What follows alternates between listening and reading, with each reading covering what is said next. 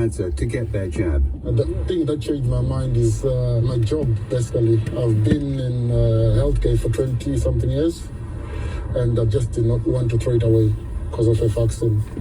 But the NCF, the National Care Forum, which represents not-for-profit organisations, says a survey of members found on average 3.5% of staff have already left, either because they've resigned or have been dismissed, and it estimates a further 4.4% might leave. Policy Director at the NCF, Liz Jones, told LBC News bosses can ill afford to lose so many people given the enormous workforce pressures already affecting the sector, and there could be a knock-on effect on the NHS. A lot of them were quite devastated that the staff who they have a good relationship with are no longer going to be there. And of course, in terms of thinking about how care homes can play their part during the winter, quite often people need to come out of hospital and go and stay in a care home, either for some sort of rehab, temporary support, or perhaps permanently. And if we don't have the staff to be able to accept new people, that means that we won't be able to, and those people will be stuck in hospital. The NCF says care organisations are also spending an enormous amount of time implementing the policy, with almost all holding extra staff briefings and needing additional HR and legal resources. While the regulations apply to all CQC registered care homes in England, people who live in Scotland or Wales but work in England must still show proof of vaccination or exemption. A spokesperson for the Department of Health and Social Care says it has a responsibility to do everything it can to protect vulnerable people, adding that since the consultation was announced, uptake of the first dose amongst care home staff has risen from 80% to 94%. They went on, "We're working closely with local authorities and care home providers to ensure there will always be enough staff with the right skills to deliver high quality care." This is LBC News. I had promised you those UK GDP numbers when I was speaking with David Buke of Accuracy Exchange earlier. They are just in. Office for National Statistics figures show GDP grew by 1.3% between July and September, down from 5.5 in the previous 3 months. That from the ONS, Office for National Statistics. We'll be catching up with a leading expert from the group later in the programme. Now, environmental groups have welcomed the announcement that China and the US have agreed to work together to tackle climate change. The world's two biggest CO2 emitters pledged to act in a joint declaration. The superpowers say they're committed to work together on solar power and other clean sources of energy. Well, US climate envoy John Kerry spoke at the COP26 summit in Glasgow last evening. The United States and China are releasing a joint declaration which lays out how we will limit warming on this planet and how together we'll take action here at the COP as well as in the years to come.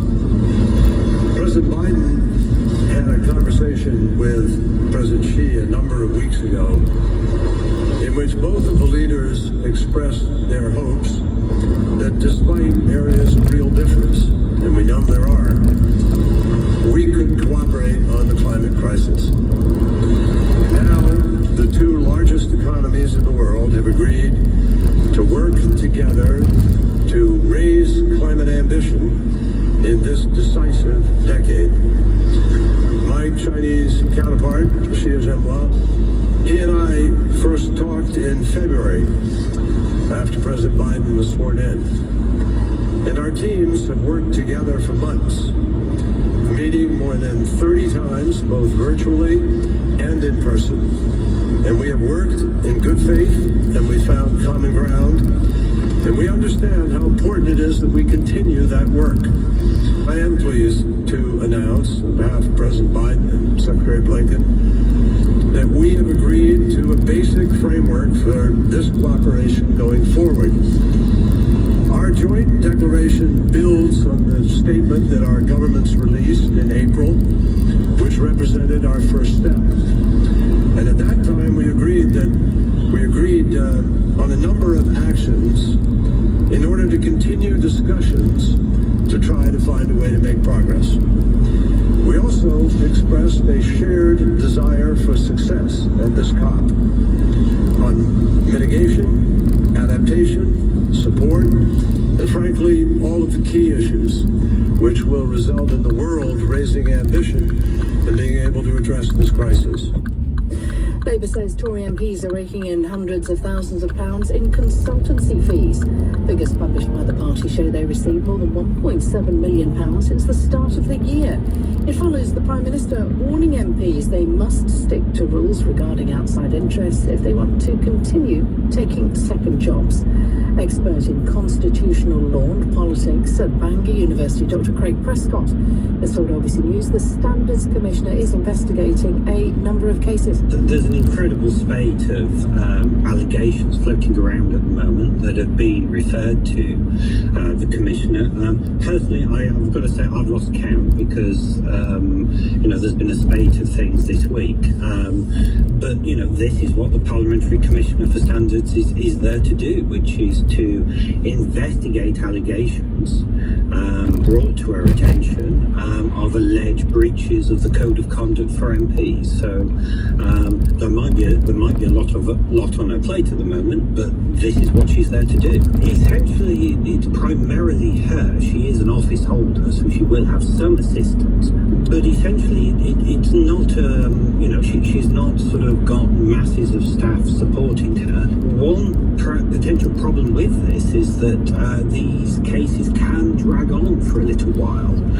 That, I think, has been one problem with these cases, and that's one problem with the Patterson affair that has sparked all this off. That, the allegations were made several years ago, and it's taken until the past few weeks for this really to come to a head. And the nation will fall silent later this morning to remember the nation's war dead on Armistice Day. The Duchess of Cornwall will attend Westminster Abbey for the Field of Remembrance to pay her respects, and of course we'll be observing the 2-minute silence at 11 o'clock right here on LBC News. Still to come, more details then on those latest GDP numbers. Chief Economist at the ONS has said that growth picked up in September and the UK economy is now only slightly below pre-pandemic levels. Details next. This is LBC News. It may not sound like it, but Zoe here is doing her bit for the planet. By swapping to Tesco Plant Chef burgers every now and then, she's making a difference. Not by much, but every little, well, and we're all for it. So we've lowered the price of dozens of our Plant Chef products. Good for your pocket, even better for the planet. Tesco, every little helps. Available in selected larger stores. This remembrance, Ancestry is making millions of UK wartime records free to explore until Friday. From the home front to the front line, with records from the 1700s right up to the World Wars. Discover your family's wartime story, learn about the part they played in history, and ensure their memory lives on. Bring your backstory to life with Ancestry. Free access ends on Friday, so start discovering today. Registration required. LBC News. Latest travel next. At Lloyds Bank, we're by the side of families worrying about rising bills. I think during the winter months, it'll be really, really tough because you think, how can I cover everything if my wage isn't going up, but these bills are going up? We've got a budget for that somehow to make sure that, we can afford to pay for those bills. So yeah, it is something that is worrying. If you're concerned about the rising cost of bills, come in and talk to us. We can help work through your monthly incomings and outgoings. Lloyds Bank, by your side. LBC News. Travel. On the M20 in Kent, the inside lanes closed westbound just after junction 4, the Leybourne and Sodland turn after an accident. There are queues from junction 6 near Maidstone. In London, there are long delays on the A13 westbound towards the North Circular at the Beckton roundabout after an accident earlier. It's taking around 40 minutes in queues from the Marshway junction at Dagenham. And a signalling problem at Paddington Station in London has left Great Western rail services suspended between Paddington and Reading, and Heathrow Express are reporting delays of up to half an hour with some cancellations to trains to and from Heathrow Airport. I'm Russell Holding. Your next update is in 10 minutes here on LBC News. LBC News. Weather. And I'm John Ketley with the forecast. Well, it's rather damp and murky in some parts of southern Britain first thing this morning, particularly across South Wales and southern England. but that mist and murk should gradually clear away through the day. Maybe some fog left in southwestern coast and hills, but generally speaking, brightening skies and very mild today, up to 15 degrees for many. Much brighter weather across southern and eastern Scotland, into northern England, Northern Ireland too, and across into East Anglia. There are some sunnier breaks here. Temperatures levelling out this afternoon, about 11 to 13 for most. The red in the far north of Scotland should fade away. There is a freshening band of wind and rain coming into Northern Ireland through the second half of the afternoon. That wet and windy weather will spill eastwards through most areas this evening and overnight. It'll always be wettest, I would think, around southern Scotland and northwest England. LBC News Time, 13 minutes past 7. I'm Lisa Aziz. A very good morning to you. Off to the finance news now then. The FTSE 100. That's going to be restarting the day at 73.40 after closing up 66 points yesterday. And as we've just heard, we've got the latest UK GDP numbers out. The economy growing by 1.3% between July and September, down from 5.5 in the previous 3 months. That from the Office for National Statistics. The chief economist there, Grant Fitzner, who's going to be coming on with me actually later on in the show to go through the numbers, dig into them a little deeper. Now, he said that growth picked up in September and the UK economy is now only slightly below pre-pandemic levels. The latest increase, he says, led by the health sector, boosted by more visits to GP surgeries in England. Lawyers, he says, also had a busy month as house buyers rushed to complete purchases before the end of the stamp duty holiday. However, these were partially offset by falls in both the manufacture and sale of cars. Notably, he says that business investment remained well down on pre-pandemic levels in the 3 months to September. Well, I will be speaking to Grant later on in the programme. For now, though, David Buick from Aquis Exchange has been looking at what was driving that welcome upturn in the FTSE.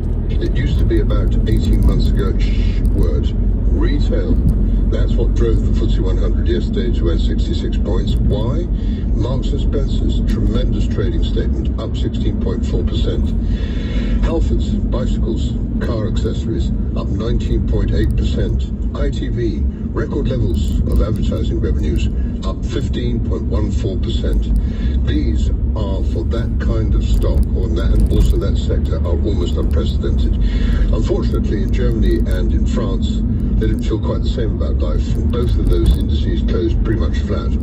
Across the pond into New York, one figure that really rattled the cage of investors, and that was CPI, Consumer Price Index, the highest level for 31 years at 6.2%. The sector that got most damaged was the tech sector, which of course has made most of the massive gains over the course of the last 18 months. So the likes of Amazon, Microsoft, Alphabet, Facebook and Apple all fell between 1.5% and 2.5%. You may well say, Lisa, that doesn't sound very much. In terms of dollars, it's billions. And that meant that the Dow eased by 240 points, that's 0.66%, the S&P 500 by 0.82%, and the Nasdaq by a measurable 1.66%.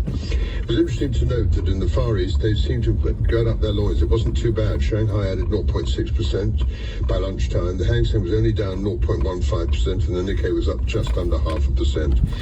The cable, which in other words, the dollar sterling rate, was very much in favor of New York. 13 minutes drive to come to work.